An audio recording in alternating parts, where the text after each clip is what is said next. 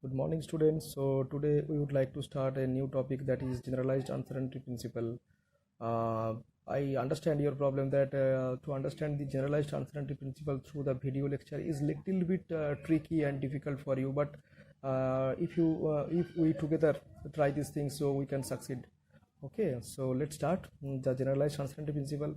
In the last semester in BSc 6, we have studied about the specific uncertainty principle, that is uncertainty in position and uncertainty in momentum and uncertainty in energy and uncertainty in time. Okay, here we would like to express the uncertainty in the generalized form with the help of deviation of a property and the variance. Using these two properties, deviation from a particular property and the various variations of this property, we will prove this thing, that is generalized uncertainty principle. So before we start, we'd like to suppose two Hermitian operator, that is operator A and operator B. Okay, and the expectation value of these two operator A and B is given by operator A. Generally we express the expectation value using the angular bracket. Okay, this is the notation, standard notation, equal to psi A psi divided by psi into psi. That means this is psi star A psi d tau divided by psi star psi d tau. This is in the Dirac notation, and we can also express this thing in the normal integration notation. Okay, and here I would like to mention that we know that when an operator is Hermitian, then generally we choose the wave function that is basically a normalized operator. But to make this thing generalized, we have not put this thing as 1, because we know that if the wave function psi is normalized, then psi star psi d tau equal to 1, but we would keep this thing as it is. Okay, and similarly the expectation value of the operator B equal to psi B psi divided by psi star psi d tau, that is psi into psi. Okay, now two very obvious question that arises in your mind or in our mind is that what is our goal? That means what is our aim? Why should we choose these two operator and try to find their expectation value? And second question is, why did we make A and B Hermitian? That means why should we choose Hermitian operator for our study? So the to answer the first question, I would like I can answer this in this way. We want to determine what limitation quantum mechanics put on the uncertainty of physical observable quantities, that means position, momentum, etc. The best way to check the limitation of the uncertainty is to use the Hermitian operator, because we know that Hermitian operator always gives you a physically measurable quantity. Okay, that's why we have chosen Hermitian operator. The second question, why did we make A and B Hermitian? Okay, Hermitian operator have real eigenvalues that we know, and expectation values, that means they are gives always expectation value and its eigenvalue both always gives a real value. Every physical observable in classical mechanics has a corresponding Hermitian operator in quantum mechanics. Yes, we know that, which is also the postulates true in quantum mechanics. Thus, we can find uncertainty on physical observable by playing around the Hermitian operator. That means to determine the uncertainty, thus we can find the uncertainty on physical observable by playing around Hermitian operator. That means by changing the Hermitian operators, we can find the uncertainty in the physical observable quantities. That's why we have chosen Hermitian operator. Not only we are interested in uncertainty in the corresponding physical observable, but also their uncertainty can be easily recognized as the expected value of the Hermitian operators are real, because we know that Hermitian operator always gives you a real eigenvalues, and if you play around little bit about the Hermitian operators, then we can change the small change, we can observe the small change that is encountered. Okay, so in this way we can easily found the real expectation value. That's why we have chosen Hermitian operator. Now let us assume two new operators, that is delta A. Delta A basically is called the deviation. Deviation means the difference between the operator A itself minus the average value of operator A. So this difference is called the deviation, that is expressed as delta A, and delta B equal to operator B minus B average value. Okay, and these two operators are just deviation of operator A and B from their relative expectation values. Now let me allow to change the, okay, it's better. Okay, in the previous discussion we have just assumed that we have taken two Hermitian operator A and operator B, and the expectation value, this is expectation value of operator A and this is expectation value of operator B. This is expressed in this way, and we have taken also the deviation of operator A, that is delta A equal to operator A minus average value of A, and deviation of operator B equal to operator B minus average value of operator B. Now let us square these two operators, delta operators. That means I would like to do these things delta A square, and these things also have to do with the square terms. So this is simply A minus B whole square formula will be applied. So minus 2 operator A, average value of A plus square. Similarly, delta B square equal to, directly I can write in this way, average value of B plus square. Okay, now the next step, try to find the expectation value of these two square operators. That means I would like to find right now expectation value of delta A square. Okay, same way, psi delta A square psi divided by psi.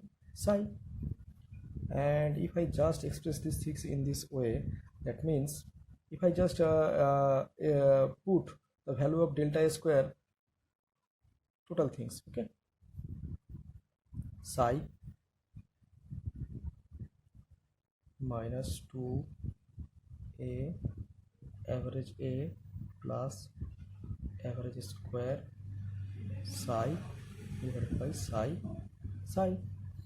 Now we can separate these total things into three individual functions. So psi average A square psi divided by psi minus 2 is a pure number, so I can let's first express this thing in this way. Whatever it present in the same way, I just first express, then only I change this thing. Let me allow my system to, okay, I have to write the left side more. I have to use my left side more in comparison to my right side, because right side, okay, maybe you can't, okay, just let me allow these things to cover. Okay, this would be square psi. Now I have to use my left side more. Okay, that means here, right? So these things is whatever it may be, I can write in this way. First psi operator A square psi divided by psi minus 2 is a pure number, so we can easily comes out from the bracket, so I can write in this way. And here you have to notice one thing, because we know that as operator A is a Hermitian operator, so its expectation value, okay, so expectation value always gives you a pure number. That means this is the operator A expectation value. That means within square bracket operator A means expectation value, and it gives you a real value, so it's a pure number, so it can also comes out from the outside of this bracket. Okay, so we can write an operator A square, the expectation value of operator A and its square, it also gives you a pure number, so they can comes out of the bracket. So if you just express if these things comes out from the bracket, then what is the remaining things? Okay, so the remaining things should be in this way. So I just keep out this thing and 2 outside of this bracket, and remaining thing is operator A, these things plus and the square also comes out from the bracket, so psi divided by psi. Okay, so what this thing gives you A operator square average the expectation value of A square operator. Okay, these total things is equivalent to A square operator expectation value minus 2 What this thing gives, this thing always again gives you an average value of operator A. So I can directly express this thing. So from this total quantity, another operator A is average value of operator A will come, so I'll gives you a square terms. Okay, and this thing is size, so this gives you 1. That means, okay, now just this is minus 2 average of value operator A square, and this is plus, so just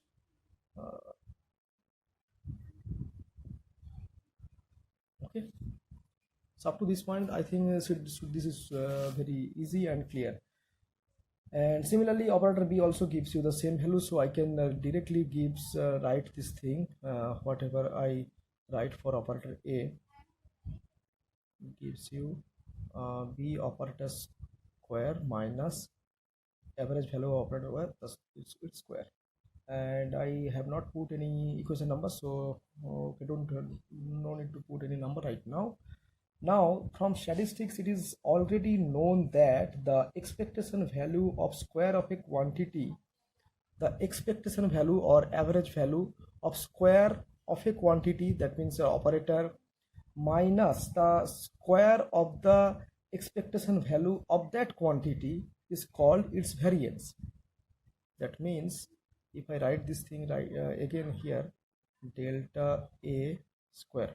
Now from statistics, it is known that the expectation value of the square of a quantity minus the square of the expectation value of that quantity is called its variance, and it is generally expressed as sigma term. So for sigma A, I can write sigma A square, and for sigma B, I can write sigma B square.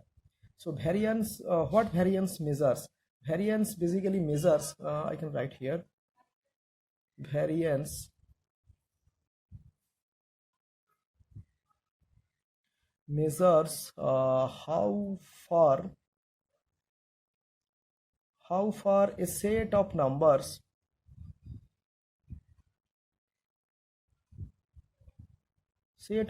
or you can say set of quantities are spread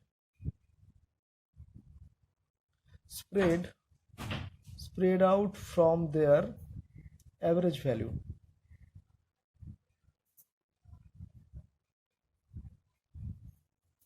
So that gives you a variance. So variance means it's a measure that how far a set of numbers or quantity are spread out from their average value. That's measure the variance, and it is expressed as sigma term. So say for A, sigma A square, and for B, sigma B square. Now we would like to find a new terms, that is I can write here, we would like to find a new term. What is the new term? That is average value of delta A multiplied by delta B. So individually we have already found that delta A expectation value and delta B expectation value. Now I would like to find the average value of the product of delta A and delta B. Okay, and this is I have to found this thing in a rather typical way. We know that the commutator of, if I express the commutator of delta A delta B, generally commutator is expressed as third bracket, okay, with a comma sign. So this gives you delta A multiplied by delta B minus delta B multiplied by delta A. Okay, and if I multiplied a half term on both sides, the half is multiplied. Why I have multiplied a half terms, that will be clear in the later successive sessions. Okay, for the time being, just multiply a half terms, and we know that now if I put the value of these delta terms, delta A means, what is the meaning of delta A? Operator A minus average value of operator A.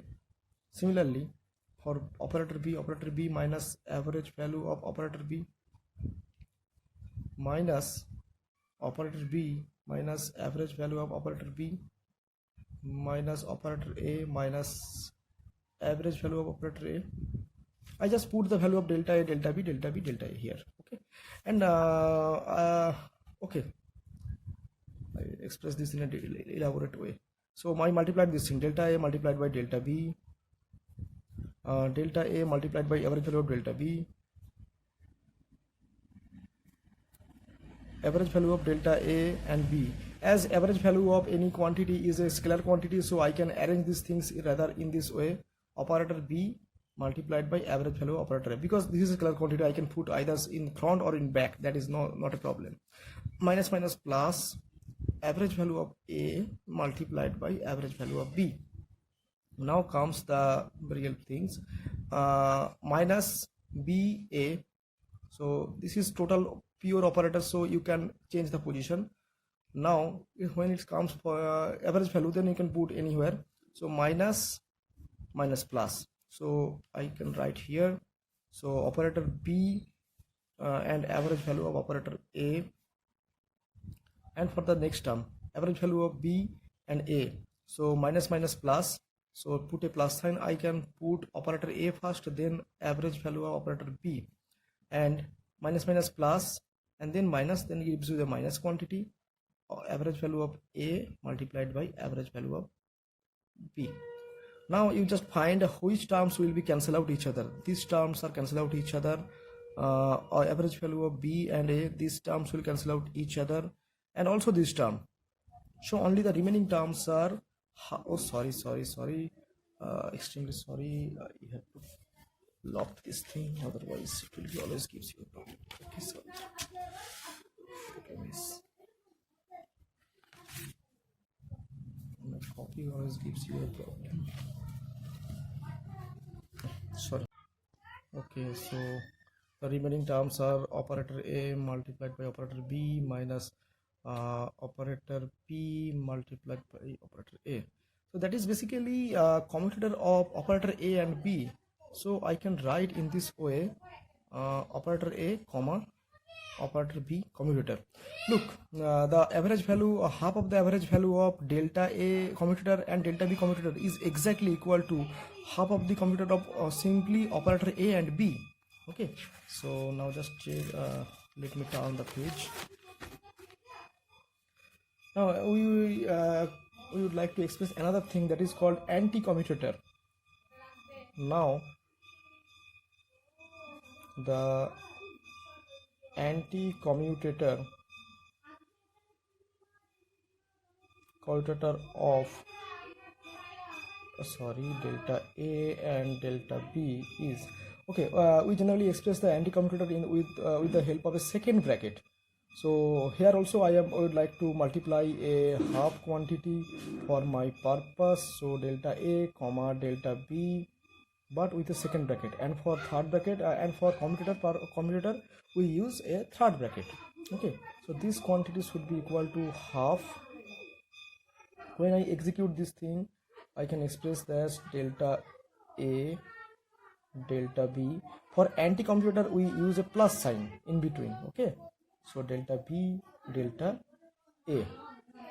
Now if you can express, okay, no need to put the value because that doesn't gives any cancellation terms. So now we can express this, if delta A and delta B, that should be equal to, if I just try to find the simple product of delta A and delta B with the help of both commutator and anti-commutator, I can express this thing in this way: half of the value of delta A delta B plus half of the value of the anti-commutator, that is delta A delta B. Okay, so if I express this thing, half multiplied by delta A delta B minus delta B delta A, and if I express this thing, half multiplied by delta A delta B plus delta A delta B, the minus term will be cancelled out with these plus terms, and this half and half gives you the delta A delta B. So in this way I express the product of delta A delta B with the help of commutator and anti-commutator. Okay, now we know that the commutator of delta A delta B with a half quantity multiplied is exactly equal to the commutator of the real operator. That means I can express only this will be valid only for in case of only in case of these things, not for this anti-commutator, so this will be remains unchanged as it was before. Okay, so up to this point this is clear. Okay, now you have to find one more things. Now I would like to introduce two more function, or you can say two more state. Okay, better I can write this thing, otherwise it will be clumsy for you. Now we would like to define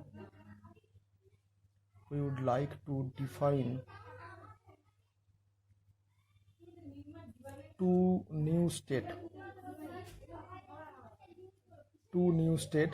that is, I can say, state f, where I am using this thing in the Dirac notation, because this is the simply Kate notation, that means Kate function or Kate vector. Kate vector means simply psi.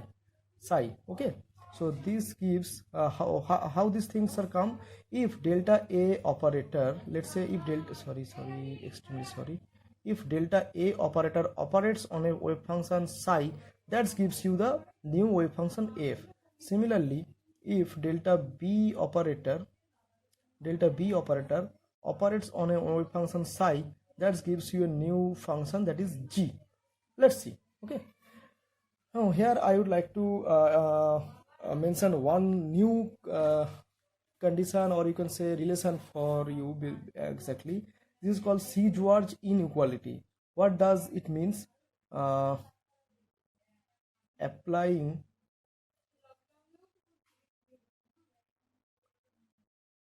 Sieg-George inequality.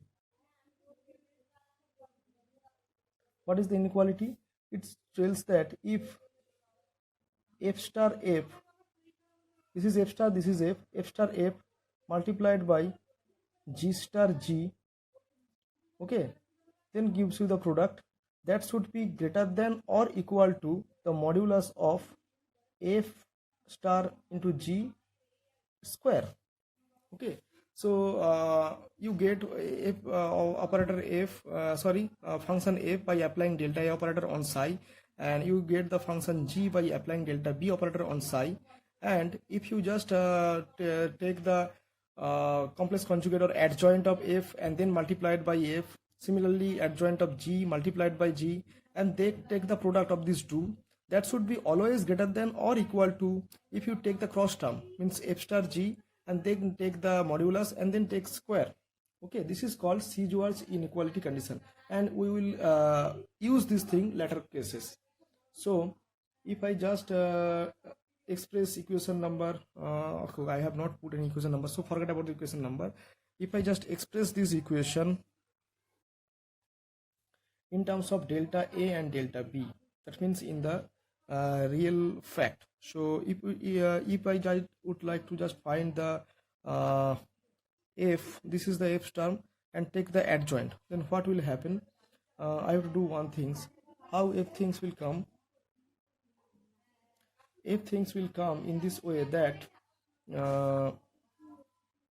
when delta a operator operates on wave function psi, that gives you the f. So I would like to express this thing in this way.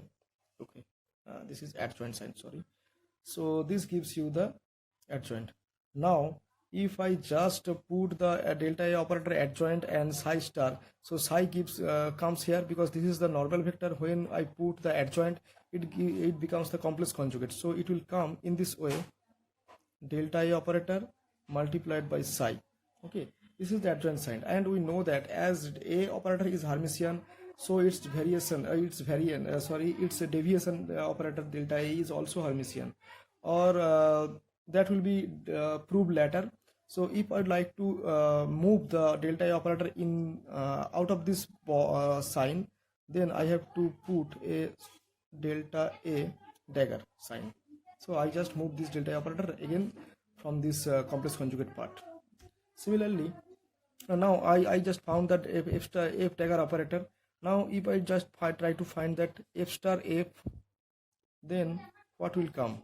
This is f star, so psi delta a dagger and delta a psi. Delta a psi is the f only, so this gives you the only f star f operator. Okay, Similarly, you can also find the G star G or G G. Similarly, same way, in the same way. That's why I have not repeat this step. Okay, in this way. So in this way, I just express F and G G. Now, by definition, we know that. Now, what we know? Delta A operator.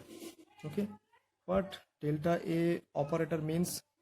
Operator A minus average value of operator A. Okay, now if I put a delta A operator dagger, then the dagger sign will come on the whole sorry, extremely sorry, dagger. Okay, and we now you have to remind the previous class equation. A minus B dagger equal to individual A dagger minus individual B dagger. B means second function. Okay, sorry, I have used B already here, so don't be confused. B means second function. So first function dagger minus individual second function dagger. And as operator A is Hermitian, so it gives you the same operator. So A dagger equal to A, and average value of operator A always gives you a real eigenvalue. That means it's also a Hermitian operator. So it also always gives you the same average value. That means the dagger average value of A dagger equal to average value of A. That means delta A is comes out in the same way. So this is the delta A dagger equal to delta A. Okay, we have proven this thing. Now if this thing will happen, so you can change this thing in this way: psi delta A operator square psi. Similarly for B, psi delta B operator square psi. Okay, now the average value what we started in before, just few step before, we have started that psi delta A psi. The average, the expression of delta A square average, delta A square average of the expectation value of delta A square, sorry, delta A square, I forgot to put the delta square average. So average is outside of the square. Okay, so delta square psi. This is the real expression. So if I just little bit manipulate this thing, then only psi delta A square psi equal to psi. Okay, in this way. So psi delta A square psi equal to psi. This psi is multiplied here. So psi multiplied by delta A operator square average. Similarly, psi delta B square psi equal to psi delta B square average. Okay, so in this equation we can put these two value in place of these two. Okay, now we have already find the value of F star F and G star G. Okay, so now we would like to find before that I would like to express one thing, that is delta A average. And we know that we have already started this thing a few steps before, that average value of delta A square equal to variance square of this operator. Similarly, average value of delta B square equal to variance of B square. Okay, so we have already find F star F and G star G in this way. Now we would like to find F star G, that is the cross term. So this also comes in this way. I can write directly in this manner, that psi. Okay, it gives you delta A star. For delta star, it always gives you a delta A. So delta A, and this is simply B, that is delta B. Delta B is also Hermitian, so we can write directly delta B.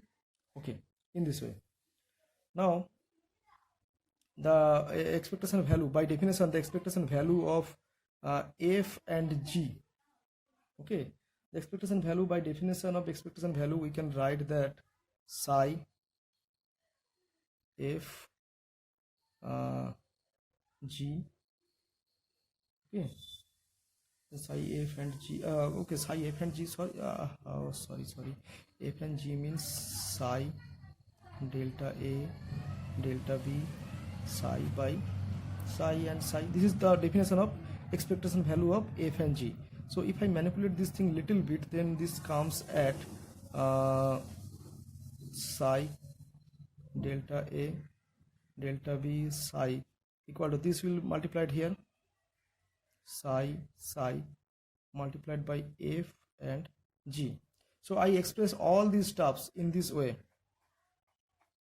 Okay, now I would like to use the equation of Siegewald's inequality, putting the value in the previous equation, that what we have studied, that delta f star f, that means psi sigma a square multiplied by again psi sigma b square, that is greater than equal to modulus of psi into average value of a and average value of b modulus square.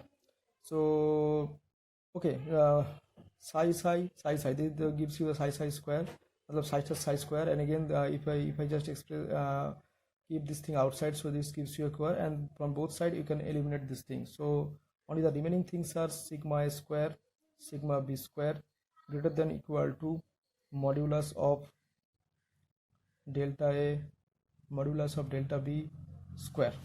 Okay, now here a very important things we have to remember, that we have already expressed the average value of delta a and multiplied by delta b in this way, that okay, the simply product of delta A and delta b we have expressed in terms of Hermitian and anti-Hermitian sum. Okay, now using the same concept, I can express the expectation value of delta A and delta b in this way. So half expectation value of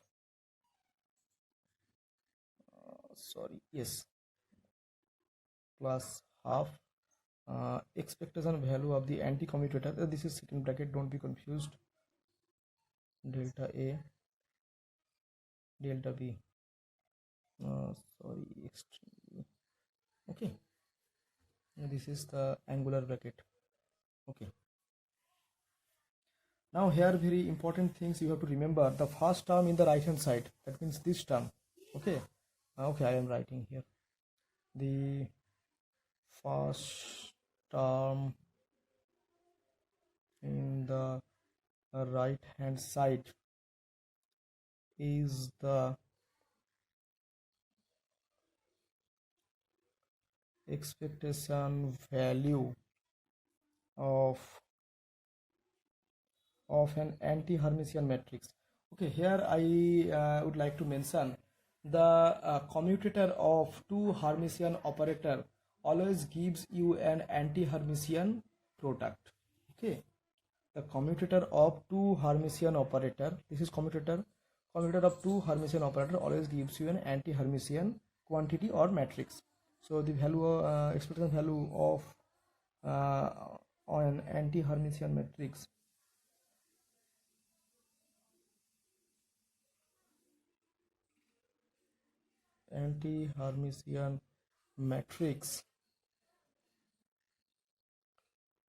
so anti-Hermitian matrix is always gives you a imaginary quantity, that means containing I is purely imaginary. So it is purely imaginary, and the second term is the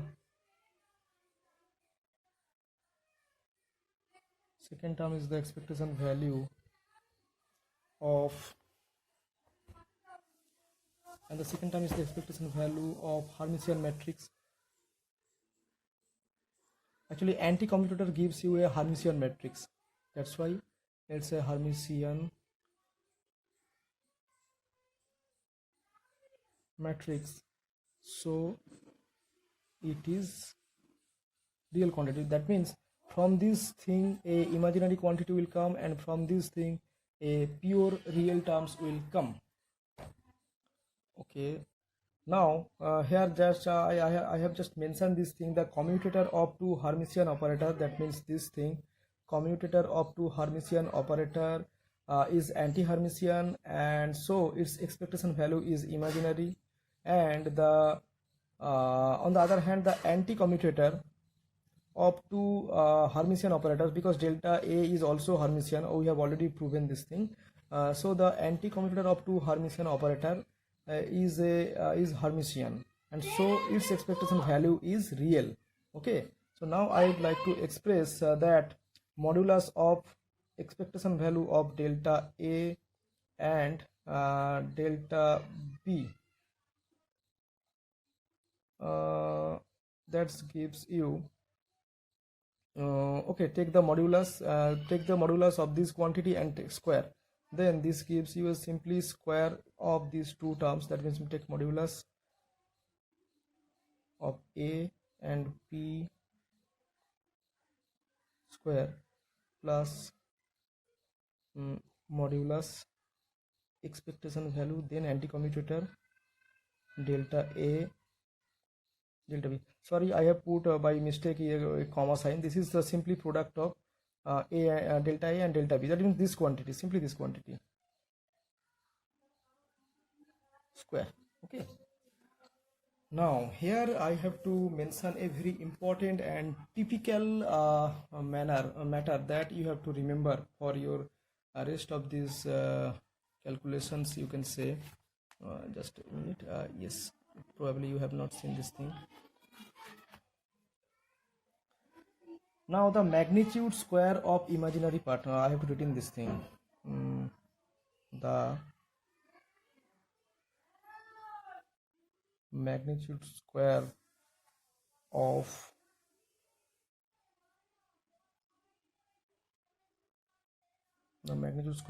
imaginary part, that means the magnitude square of the imaginary part, that is this thing, is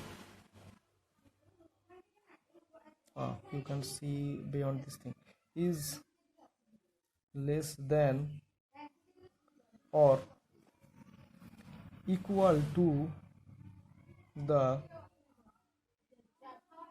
magnitude square of the whole thing, and the magnitude square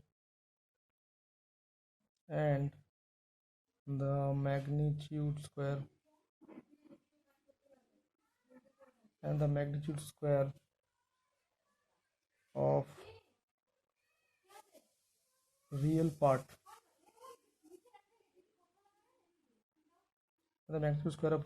obviously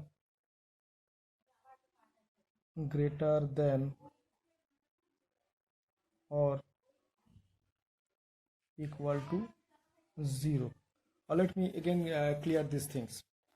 The magnitude square of the imaginary part, that is this part, this is the magnitude. So magnitude square of the imaginary part is less than or equal to the magnitude square of the whole thing. That means whatever quantity coming from this magnitude square is greater than, or sorry, is less than or equal to the magnitude square of the whole things.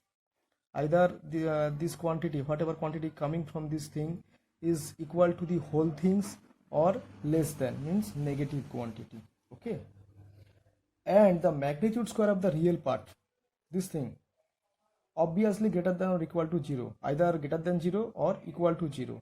Okay, so if we just neglect this thing, then that means if I just neglect this thing, that means the only this quantity always gives a less quantity, means only if I consider only this part, then modulus of delta A delta B average, sorry, not average, that is expectation, is greater than equal to, because this part gives you a positive quantity and square always gives positive quantity, and this gives you an imaginary quantity, so its square means iota square, so gives you a negative quantity, and this magnitude is always less than 0 or equal to 0. So if I consider only this quantity, so the magnitude square of this thing, okay, so, one biggest mistake I have tell this thing, that I have taken the square but I have not put the square term. Okay, sorry. So the magnitude square of this thing, if I consider only this thing, is always greater than if I consider only first terms. Okay, so delta expectation value delta A and delta B square greater than equal to, because if I just consider the first term, this gives you a negative quantity, so it always greater than is always this quantity always greater than this quantity if I consider only the first quantity. So 1/4 expectation value of A and expectation value of B square. So from equation we know that the transitive principle, we know that we have already chosen this thing, that uh, average value what in this previous section where I have taken this thing. Just let me show you this thing. Here the modulus of delta modulus of the expectation value of delta A multiplied by delta B square equal to sigma square sigma B square. So I have to use this thing. So sigma square in place of this thing I can, because this is always this quantity always greater than this thing. Okay, so by transitive property, if I put sigma square sigma B square always greater than equal to this 1/4 expectation value of A and B square, this is called transitive property, because this quantity always greater than this quantity and this quantity is always greater than this quantity. So if I put this quantity, this must be always greater than this quantity. Okay, this is called transitive property. So bracket I can write by transitive or transitive property. So taking the square root of both side, sigma A and sigma B greater than equal to half A B. Okay, so this is the this is called generalized uncertainty principle. This is called generalized uncertainty principle. The general uncertainty principle says that the generalized uncertainty principle says that the product of the uncertainty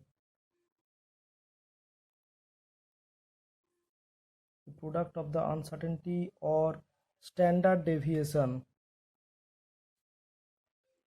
because sigma is standard deviation and sigma square is variance. So sigma means standard deviation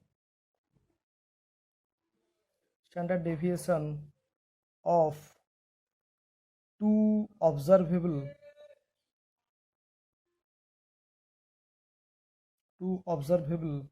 is greater than or equal to half the magnitude of the expectation value of the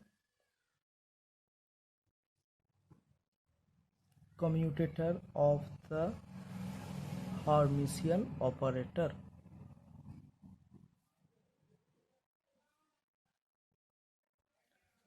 So इससे क्या मिल रहा है?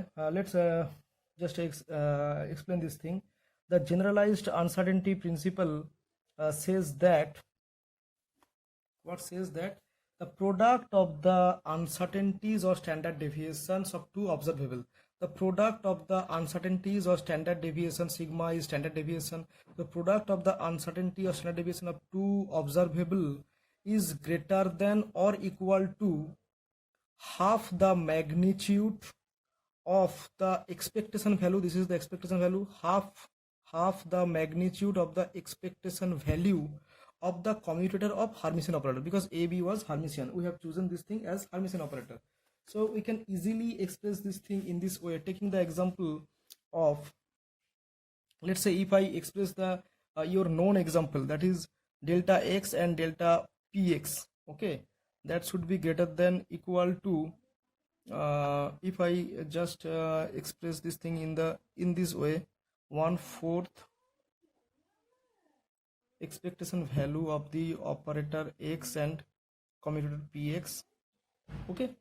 And we know that the xpx, the commutator value of the commutator is IH cross. The commutator value of x and px equal to IH cross, okay. So you can check this also, okay, this is IH cross. So if we put this thing, this should be greater than equal to 1/4. In place of this commutator I use this thing, so this is modulus and IH cross. So